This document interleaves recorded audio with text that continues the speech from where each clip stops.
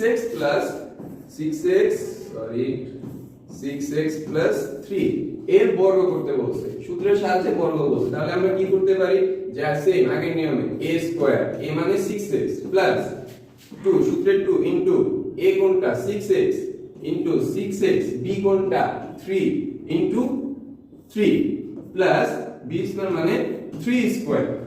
So আমরা সূত্রের সাহায্যে সূত্রটা লিখতে পারছি, যে ম্যাথে কি বলছে ওইটা অনুযায়ী আমরা এখানে কি লিখতে পারছি।